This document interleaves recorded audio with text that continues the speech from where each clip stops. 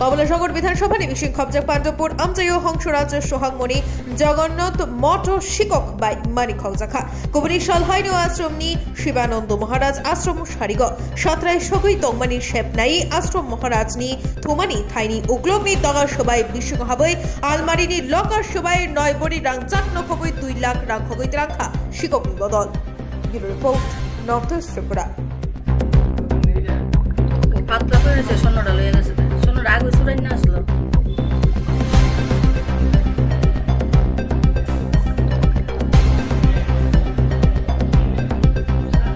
কি ছিল গতদিন আমরা যথারীতি অন্যান্য দিনের মতো এই রবিবার দিন আমরা আশ্রমে সারাদিনই ভক্তবৃন্দ আসছিল। তারা সন্ধ্যা 6:30টার দিকে যার যার গন্তব্যস্থলের দিকে রওনা হয়ে গেছে। তো আমরা প্রতিনিয়তই সন্ধ্যা আরতি করি, তারপরে প্রার্থনা করি।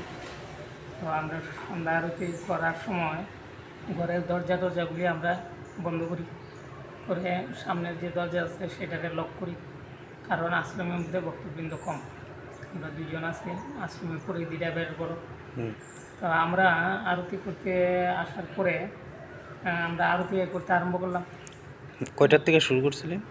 সন্ধ্যা 7টা থেকে। পৌনে 1 ঘন্টা বা 1 ঘন্টা এরকম আমরা 45 থেকে 60 মিনিট এরকম আমরা আরতি করি। আরতি করতেছি তো আমরা তো আর যথারীতি আগের মতোই ঠাকুরের কাছে আমরা নির্দিষ্ট আরতির পরে আমরা একটু আবার এখানে বসিয়ে আলোচনা করি।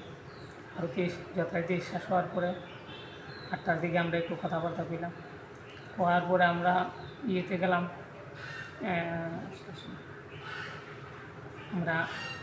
আমরা থাকার ঘরে গেলাম। আশ্রমে ঘরে গিয়া লক খুলে যখন আমরা দেখলাম যে আশ্রমের যে আপনি আলমিরার মধ্যে আমরা টাকা রাখি, সেই আলমিরাটা খোলা। তো আমি জিজ্ঞাসা করলাম আশ্রম মাতাদের যে আশ্রম এটা আলমারিটা খোলা কেন? আশ্রমের আলমারিটা খোলা হয়েছিল না, এমনিতেই দেখে পেছনের যে দরজাটা ভাঙ্গিয়া একদম ওপেন করে রাখছে। আর তখন আমরা বুঝলাম যে চোর ঢুকছে ভিতরে। আশ্রমের মাতাজি চুরে আমার সর্বনাশ করছে বুঝে চিৎকার করতে আরম্ভ করলো। আমি গিয়ে যথারীতি দেখলাম যে একটা আপনার স্ক্রুড্রাইভার করে রয়েছে ফ্লোরের উপরে, আর দরজাটা একদম এটা সিকিউরিটি যা আছে এইগুলো ভেঙে ফেলেছি। কি নিছিল? হ্যাঁ, কি নিছে চুরে? আলমিরাটা একদম লকটক ভেঙে ফেলেছে। তো এর মধ্যে এই লকারের মধ্যে আপনার আমার প্রায় 2 লক্ষ টাকা আসছিল ক্যাশে। 2 লক্ষ বা তার একটু বেশি হইব, ঠিক কাউন্টটা নাই, কিন্তু কম হবে না। সেই টাকাটা নিয়ে গেছে। আর আশ্রম মাতার যে আসছিল কিছু স্বর্ণের অলঙ্কার আসছিল, এখানে আনুমানিক 9 ভরি স্বর্ণ হবে, সবগুলি নিয়ে গেছে। আর আমার কিছু কাগজপত্র নিয়ে গেছে। পুলিশে জানাইছিলেন তখন বিষয়টা? আমরা তৎক্ষণাৎ এলাকার মানুষ যারা আছে পাড়া প্রতিবেশী তারা সবাই আমি জানাইলাম। তারা সবাই দল বেঁধে সবাই আসলো এই জায়গাতে, সবগুলি তারা দেখলো সরজমিনে। দেখার পরে আশ্রমের ভক্তদের মধ্যে কয়েকজনে পুলিশে কল করছে, আমিও কল করছি। প্রথম রিপ্লাই আসে না, পরে রিপ্লাই আসে। আসার পরে দেখলাম প্রায় 12টার দিকে পুলিশ আসছে। পুলিশ প্রায় 2টা গাড়ি নিয়ে আসছে, তারা অনেকে আসে। আয়া এগুলি আবার তদন্ত করলো, আমার এই সব কথাবার্তা জিজ্ঞাসা করলো।